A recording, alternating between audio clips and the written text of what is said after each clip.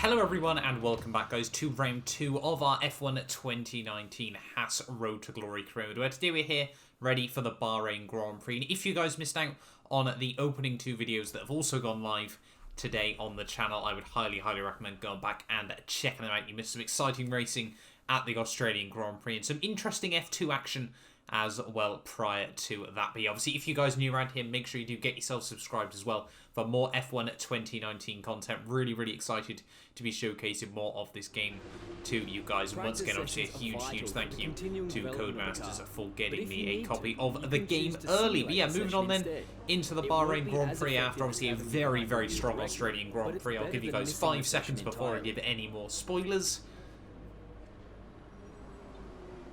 And so, yeah, we were able to get a podium in our very first race of the season. Really happy with that one. Honestly, very unexpected as well. And yeah, it's just, it certainly isn't going to be the norm in this career mode. You know, for those of you guys that watched that video, you'll be well aware that we did get very lucky in that race. But yeah, moving on though into the Bahrain Grand Prix, I was hoping for some consistency. You know, wanted to try and score some points again and just see what we can muster up at the end of the day. I have now altered it to the full qualifying session as well. I know, obviously, that was something that I mentioned in the first couple of videos that I wanted to make sure that I didn't forget for too long, and, you know, the one qualifying session didn't become the norm for this career mode and everything like that. So yeah, moving on into Bahrain, I have now altered it to the 3 even qualifying sessions, you know, the full standard qualifying like we get in IRL F1. So hopefully, yeah, that should create a little bit more excitement as well. Just having a look at the R&D after free practice there, you can see we scored a few points. Bahrain is always a bit of a weird track. Personally, it's one that I'm not particularly strong at, and one that the AI are very strong at as well. So I think we were set to, you know, be pushed to our limits in this weekend's race. But anyway, moving on then into qualifying, and obviously Q1 starting off as you'd expect. I'm ready then for my first qualifying lap. Towards the end of the session, though, I only really wanted to try and go for one run, try to save some tyres, ready for Q2 and Q3. As we come in towards turn 1, though, and you're going to see my old teammate Weber just going to park it on the apex through turn 1. We're going to try and get the drive on the exit of the corner there. I must admit, we botched the corner anyway. I think that's safe to say. And as we come up towards turn 2, he's then just going to sit in the middle of the road and just dump the car. They have a bit of a panic. And yeah, I think that is definitely, so far, from playing this game, that is the one thing, at least in my opinion, that please coders have a bit of a look at, because the AI just in lap traffic don't seem to be very good or whatsoever at the moment, especially in qualifying sessions. So we have to, you know, sort of bail out on that lap, go for another one, and as you can see by the fuel count, we didn't have enough ultimately. And for those of you guys that sort of followed this channel for a couple of years now, you'll know if I make a mistake, I make a mistake. It's pretty clear. On the whole, I'm not someone that, you know, wants to have loads of rewinds, wants to try and sort everything out, so it's an incredible battle right the way through to the end. You know, what happens. And unfortunately, this time round, what happened was that we got screwed. P20, as you'd expect, 4 seconds off anyone else at the end of qualifying there, and yeah, really quite gutted with that one. Not gonna lie, I think technically we wouldn't even be inside. I think we didn't even quite scrape the 107% rule there at the end of the session, but luckily obviously that doesn't count, and we'd probably be let into the Grand Prix anyway at the end of the day. But that was a absolute catastrophe to kick off the weekend. They're really gutted with that one, but you know, the points aren't available in qualifying. You know, we'll have to try and get a good strong race out ahead of us and just see what happens at the end of the day. So let's move on then. Let's forget about qualifying and let's jump in to the Bahrain Grand Prix.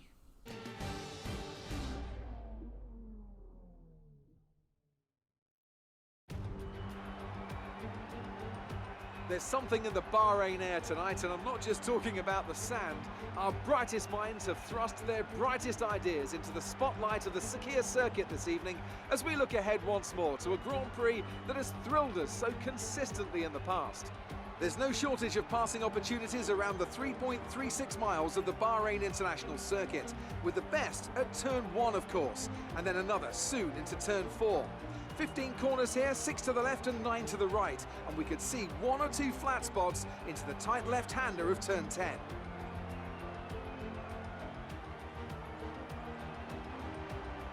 Joining me for today's race once again is Anthony Davidson. Let's talk about Mr. Monaco. No grid penalties, no mitigating circumstances, just a poor qualifying performance and a very disappointing start position for them today. It's not a nice feeling, I promise you. They've got a quick car underneath them, but they've got onto the grid today and they need a pair of binoculars to see the start lights. They'll be desperate for a good start to make up for some of that deficit.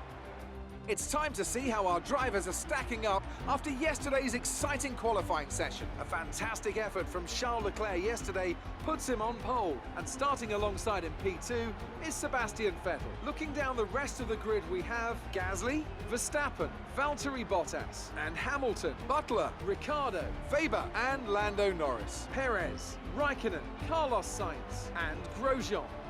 Fiat, Russell, Antonio Giovinazzi and Robert Kubica, Albon and Mr. Monaco. Now it's almost time to lights out, so let's go down to the track.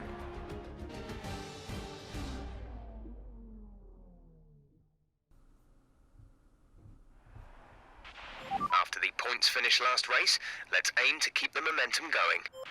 Oh, it's wonderful to hear Jeff's voice in the recordings once again. But yeah, after obviously the really strong round in the opening race of the season, really hyped to be getting back into this, ready for round 2 at Bahrain, and it's going to be a bit of a last, hopefully question mark challenge here for round 2 of the season. The 5 lights are on once again, and it's 5 lights and away we go there.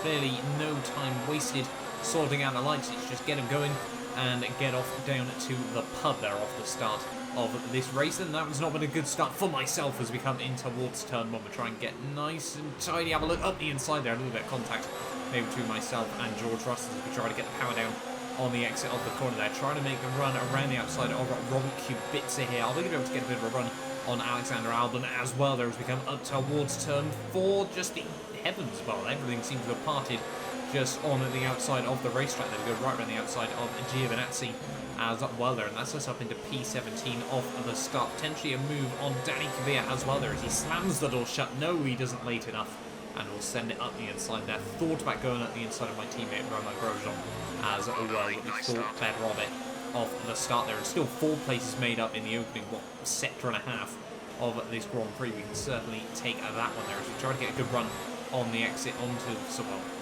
This isn't, I don't know what counts as the back straight around here.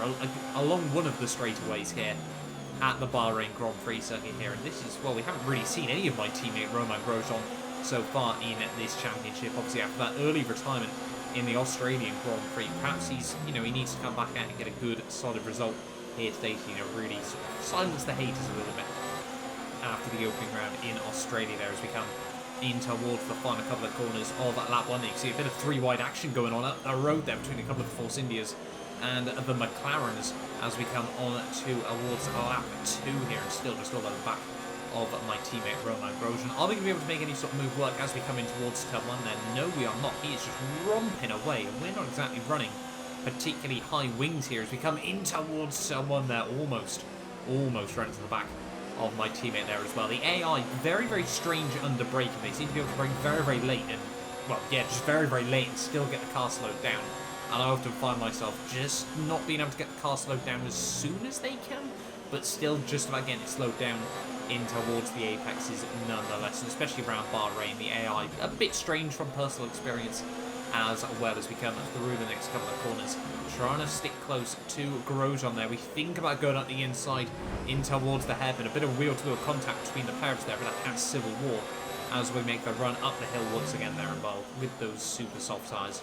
Nothing we can really try and do against my teammate there. We're going to try once again to get the run with a little bit of contact front to rear that time around, and unfortunately, yeah, once again, just not able to make anything work so far in this Grand Prix. We need a bit of the F2, let your teammate through kind of antics going on in this race. But, it's still early days, and it'll be interesting to see how we both fare as once again, just trying to look around the outside there. Grosjean this time around does give me the room, but once again, we're sadly not able to get the run as we head on towards lap 3 here. So you're just trying to get up close to the rear of my teammate once more. This was certainly a couple of corners where I felt really strong relative to the AI there. You see they all just bunched up a little bit too much there. We're going to try and go for a bit of a late dive bomb on my teammate there, and we do this time around make it work. They just gave us that little bit more space this time, and yeah, we made it work, And that's us now up into P15 of the Grand Prix there, but a big mistake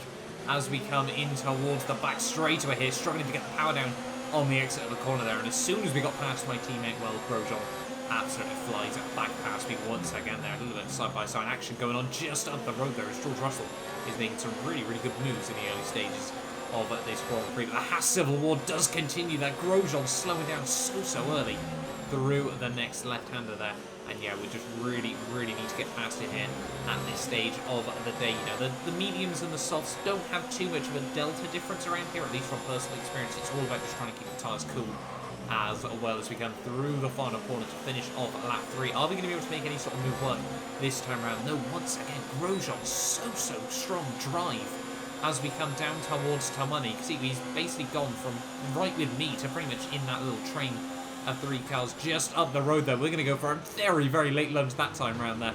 And, well, once again, aggression between myself and Grosjean there. Almost a bit of contact on the exit of the corner. They're getting a bit of a fishtail as we try to get the power down as we head up towards turn 4 once again in this race. Who's going to come out on top there? A little bit of a lockup by myself this time around though. Grosjean can't quite get the traction on the exit of the corner there. And we now move ourselves back up into P15. Norris going very slowly through the next couple of corners there. We're going to just absolutely send it on the Mclaren man. He's actually got a little bit of front wing damage. I think he picked that one up at turn 1 of this Grand Prix there. And now, well, right behind another one of the Englishmen in this race there. George Russell, we're going to try and get a switchback move on him as we played him defensive in towards the final couple of corners there. Just look at the run we're going to be able to get. We need Raikkonen though to give us a bit of slipstream as well there, because the Williams still just so fast down the straight. Raikkonen goes defensive. We go 3 wide in towards turn 1 that I outbrake myself ever so slightly. We're trying to get the power on the exit. 3 wide once again, but we do hold on the inside. And we now move ourselves up into P12 of this Grand Prix there with a cheeky double overtake on the end of lap 4 now onto the, well, start of lap 7 even I should say. We're all over the back now of Carlos Sainz and Sergio Perez. Are we going to be able to get any sort of run on these guys and now try to move ourselves further up the order? You know, it's been a very solid start to this race. 8 places made up in the opening 7 laps, so I'm not too sure how long, you know, it seems there's a bit of a gap ahead of Perez there, you know, Vettel, and then obviously you've got the 2 Renaults, Red Bulls, Ferraris and Mercedes all seem to be able to make quite a breakaway in the early stages of this Grand Prix there. Perez just so slow at the hairpin there, but we do get the move done up the inside of Carlos Sainz. That's us now up into P11 of this Grand Prix. Perez now with no slipstream, no DRS, anything like that. It should be basically a sitting duck for myself. He goes a bit defensive this time around. We move to the outside. Are we going to be able to make it work in towards turn 1? We're pretty even on the brakes there, but we do swing it right around the outside of the Force India man, and that is just now us up into P10 and into the points of this Grand Prix there. So really happy with that one there. And now having a bit of an interesting look, thinking about the strategy at this stage of the day, but by lap 12 you can see our tyres were absolutely spent. 89%. We were lucky we didn't end up getting a puncture at this stage of the day there. But yeah, we are going to dive it in on the end of lap 12 onto a set of hard tyres and hopefully take those right the way through to the end of this race. Get the car slowed down absolutely beautifully into the pit lane, if I do say so myself. And yeah, hopefully we get a nice, clean, tidy pit stop and focus on bringing this car towards the end of this Grand Prix. Nice and tidy, 2.999 seconds. Certainly not the best pit stop in the world, but certainly not too bad either at the end of the day. And perhaps a pit stop like that could prove crucial, as we've got the Mclaren of Carlos Sainz coming down the start-finish straight here. Who is going to come out on top as we come in towards turn 1 there? He's going to be a bit later on the brakes. We're going to park it on the apex, and we do hold on ahead of the Mclaren man there. Back down into P16, but a lot of drivers up the road happening. Another pit stop in this Grand Prix here as we now skip on to the end of lap 16. Get a huge moment out of the final corner there. My teammate Romain Grosjean dives it back down into the pit lane to complete his 2-stop strategy there. And we're now back up into P10 of this Grand Prix, and hopefully we can continue to push on, see how far that gap is to Daniel Ricciardo. We're just trying to bring this car home through the second half of this Grand Prix. And I'm going to be honest with you, I'm not going to sugarcoat it.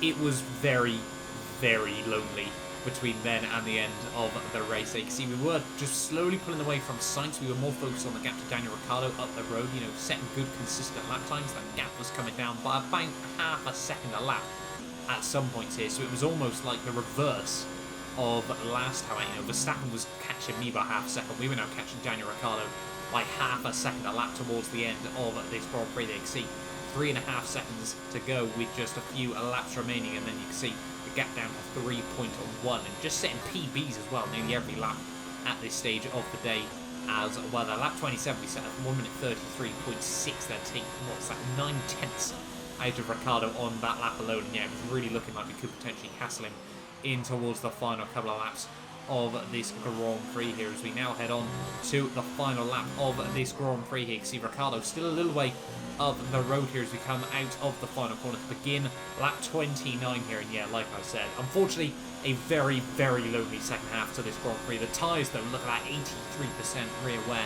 That is not looking very good as we head into this final lap of the evening, and the right rear has gone there. That was on about 76% and it blew up under braking. Not too sure how that one has happened. I'll be honest, that has been an absolute catastrophe to finish off this Bahrain Grand Prix there. And yeah, unfortunately, punctures on F1 2019 even more undrivable than they've been in the past. You know, I did really sort of want to try and wrestle the car home, see if we could still finish. You know, we had a 14-second gap, I think it was, to Perez and Raikkonen, and I reckon if we'd used rewinds, maybe, you know, we could have held on to that. Unfortunately, we could not there, as we get spat out right onto the racing line there. Apologies to Kimi Raikkonen, as he unfortunately was left with nowhere to go, and now unfortunately a 5-second penalty for myself. But unfortunately, yeah, I'm not going to sugarcoat it. That was, I felt robbed at the end of the day there. The fact that the rear tyre went under braking and it was on like 76%, yeah, I was really gutted with that one there at the end of the day. And yeah, not the end to the Bahrain Grand Prix I'd wanted. We made such a good recovery up to that point, but yeah, gutted. Ferrari have really pulled it out of the bag today. It's a great win. Anthony Davidson, what helped them deliver this result, do you think? Well, I know it's a bit of a boring answer, but the truth is they simply had the best speed package on the day, and a driver who knows how to take advantage of that. It doesn't matter how much time you spend poring over the stats and planning strategies if you can't keep the pace, and our winner today showed they could do both. Ferrari are at it again, an excellent performance at today's Grand Prix, and they're certainly a team that know what they're doing out there.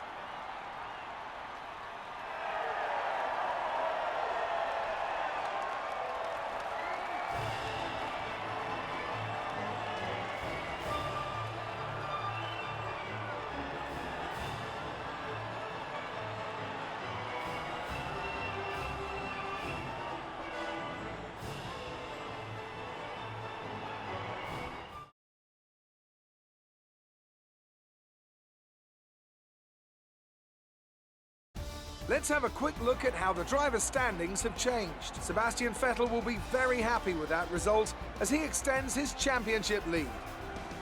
So, Anthony Davidson, who would you rank as your driver of the day? Well, there's no question in my mind, it has to go to George Russell. What a performance. He's got every right to be proud of what he accomplished out there today. Let's move on to the constructors. Ferrari continue to extend the gap at the top of the table. Meanwhile, Renault move up the table with another strong performance this weekend. Well, that was certainly an incredible weekend of racing. Be sure to join myself and Ant for more exciting Formula One action soon. But anyway, there we are then, having a look at the results. Charles Leclerc comes out on top ahead of Sebastian Vettel. Ferrari taking their second win in a row, with Hamilton finishing P3. Bottas, and then I think both of the Red Bulls there. Lucas, Devon, Daniel Ricciardo, Sergio Perez, Sainz, Russell, Grosjean, Raikkonen, Kubica, Giovinazzi, Albon, myself, with Kvyat and Norris both not making it through to the end of the Grand Prix. In the Drivers' Championship, we unfortunately dropped back down to P7. You know, I wasn't really expected to hold on to P3, but as long as we remain best of the rest, that's probably going to be my aim throughout this season there. Charles Leclerc and Hamilton now tied with Bottas, jumping up a few places as well there. Devon Butler up to P9 ahead of Sainz. Ricciardo jumping Perez and Norris. George Russell and Grosjean jumping Antonio Giovinazzi.